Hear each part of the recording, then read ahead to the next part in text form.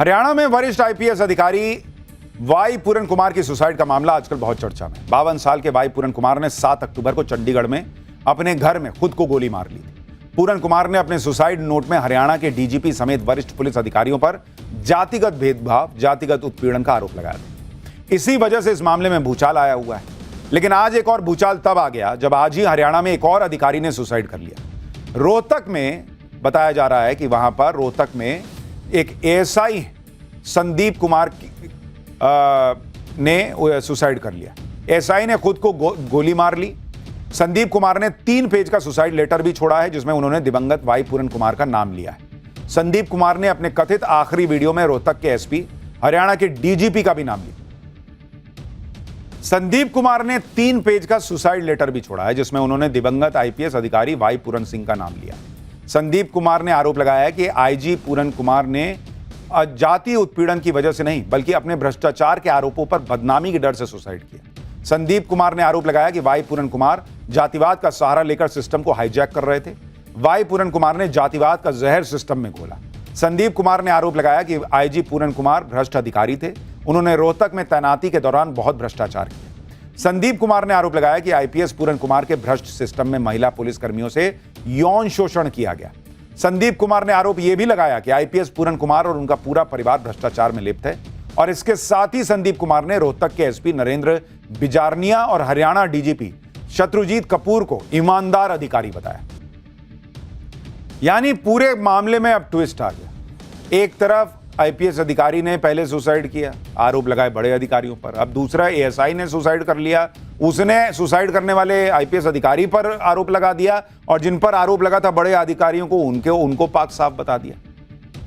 ASI Sandeep Kumar की suicide की वजह से इस मामले में अब नया मोड़ आ गया। कहां तो पुलिस आईपीएस वाई पूरन कुमार की सुसाइड की जांच कर रही थी और कहां दिवंगत आईपीएस वाई पूरन कुमार का नाम लेकर एक एएसआई ने आत्महत्या कर ली। एएसआई संदीप कुमार और आईपीएस वाई पूरन कुमार का क्या कनेक्शन है वो भी आपको बताता हूं। एएसआई संदीप कुमार रोहतक में साइबर सेल में तैनात थे। संदीप कुमार हरियाणा के जिंद के रहने वाले थे। आईपीएस वाई पूरन कुमार भी रोहतक में ही तैनात थे। वो रोहतक के पुलिस ट्रेनिंग सेंटर में आईजी थे। दावा है कि मृतक एएसआई संदीप कुमार किसी जांच टीम का हिस्सा थे जो आईपीएस वाई पूरन कुमार के गनमैन सुशील कुमार से जुड़े मामले से संबंधित थी। फिलहाल पुलिस ने शव को पोस्टमार्टम के लिए भेज दिया है और मामले की जांच जारी है। सुसाइड नोट और वीडियो को फॉरेंसिक टीम ने कब्जे में ले लिया है। एएसआई संदीप कुमार की मौत ने आईपीएस अधिकारी के केस को पूरा घुमा दिया। हरियाणा पुलिस के सामने अब नया चैलेंज आकर खड़ा हो गया और ऐसा ही चैलेंज अब राहुल गांधी के सामने भी होगा जो आज दिवंगत आईपीएस वाई पूरन कुमार के परिवार से मिले। विदेश से लौटने के बाद आज राहुल गांधी चंडीगढ़ चले गए। वहां उन्होंने हरियाणा के दिवंगत वरिष्ठ आईपीएस अधिकारी वाई पूरन कुमार के परिवार वालों से मुलाकात की। वाई पूरन कुमार की पत्नी भी सीनियर आईएएस अधिकारी हैं। राहुल गांधी ने उनसे और परिवार के बाकी सदस्यों के साथ करीब 50 मिनट बातचीत की। राहुल गांधी के साथ हरियाणा के पूर्व सीएम भूपेंद्र सिंह हुड्डा, हरियाणा कांग्रेस अध्यक्ष राव नरेंद्र सिंह और बाकी नेता मौजूद रहे। पीड़ित परिवार से मिलने के बाद राहुल गांधी ने क्या कहा, एक बार उसको सुनिए, फिर आपको बताता हूं यह मामला कहां जा रहा है। एक परिवार का मामला नहीं है। देश में करोड़ों दलित भाई बहन हैं, उनको गलत मैसेज जा रहा है। क्या मैसेज जा रहा है कि आप कितने भी सक्सेसफुल हो, कितने भी इंटेलिजेंट हो, कितने भी कैपेबल हो, अगर आप दलित हो आपको दबाया जा सकता है, आपको कुचला जा सकता है, आपको फेंका जा सकता है और ये हमारे लिए एक्सेप्टेबल नहीं है। तो मेरा मैसेज है as LOP to prime minister of India, to chief minister of Haryana, आपने इन 2 बेटियों को जो कमिटमेंट दिया है इसको आप पूरा कीजिए और जो इनका फ्यूनरल है, पापा का फ्यूनरल है, उसको होने दीजिए और ये तमाशा आप बंद करिए। तो ये क्लियर मैसेज मैं प्रधानमंत्री को देना चाहता हूं, हरियाणा के चीफ मिनिस्टर को देना चाहता हूं कि एक्शन लीजिए, ऑफिसर्स पे कार्रवाई कीजिए और इस परिवार पर जो प्रेशर है उसको हटाइए। आईपीएस अधिकारी वाई पूरन कुमार की आत्महत्या के केस में दलितों के उत्पीड़न से उसे जोड़ा जा रहा है। इससे पहले भी राहुल गांधी ने कहा था कि जब एक आईपीएस अधिकारी को उसकी जाति के कारण अपमान और अत्याचार सहने पड़े तो सोचिए आम दलित नागरिक किन हालात में जी रहा होगा। रायबरेली में हरिओम वाल्मीकि की हत्या, सर्वोच्च न्यायालय के मुख्य न्यायाधीश का अपमान और अब पूरन जी की मृत्यु, ये घटनाएं बताती हैं कि वंचित वर्ग के खिलाफ अन्याय अपनी चरम सीमा पर है।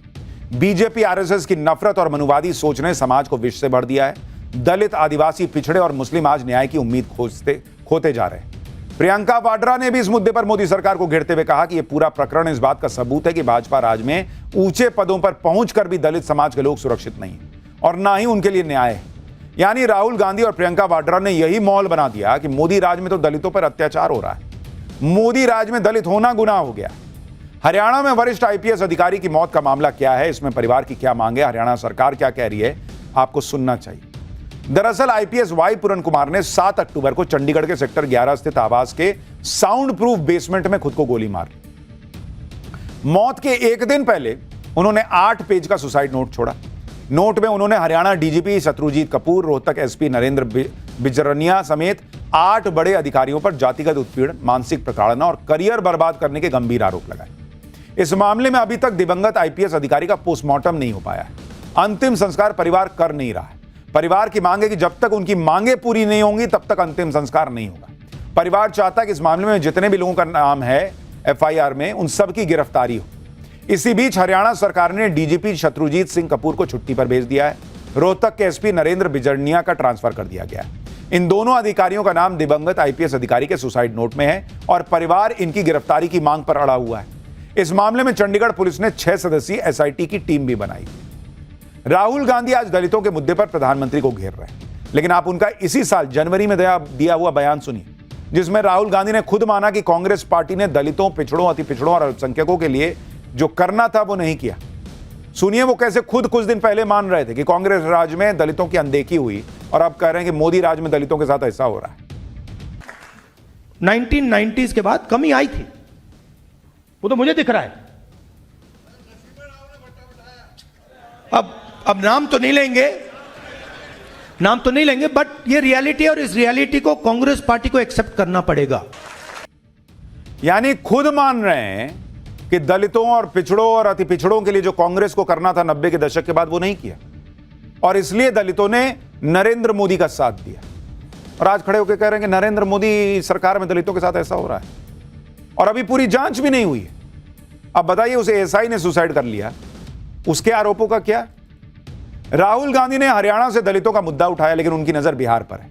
बिहार में चुनाव होने हैं और वहां दलितों का अच्छा खासा वोट बैंक है और सिर्फ राहुल गांधी ही नहीं, तेजस्वी यादव ने भी दलितों के मुद्दे को उठाया है। कल दिन भर लालू परिवार के भ्रष्टाचार की चर्चा होती रही। रात होते होते तेजस्वी यादव ने भी दलितों का मुद्दा उठा दिया। तेजस्वी यादव ने कहा कि दलितों के लिए इस देश में रहना और जीना मुश्किल हो गया है। देश के माननीय मुख्य न्यायाधीश जो दलित हैं, उनके चैम्बर में उन पर जूता फेंका जाता है। हरियाणा में एडीजीपी को जातीय अत्याचार से तंग आकर खुदकुशी करनी पड़ती है। एक हफ्ते से उनकी लाश रखी है, लेकिन हरियाणा की अन्यायी बीजेपी सरकार न्याय नहीं कर पा रही। यूपी में जातीय भेदभाव और अत्याचार से तंग आकर दलित आत्महत्या कर रहे हैं। बीजेपी शासित प्रदेशों में दलितों पर प्रशासनिक, शासकीय और जातीय हमले हो रहे हैं। दलितों, मुसलमानों और पिछड़ों के लिए बीजेपी किसी दानव से कम नहीं है।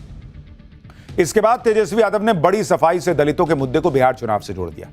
तेजस्वी यादव ने आगे कहा कि अब बिहार इनके टारगेट पर है। हमारी सत्ता आए जाए, लेकिन दलितों की तरफ कोई आंख उठाकर देखेगा तो बिहार की न्याय पसंद जनता कड़ा जवाब देगी। हमारे रहते कोई बिहार और बिहारियों का अधिकार नहीं छीन सकता। For more of such videos, do like, share and subscribe to ET Now Swadesh.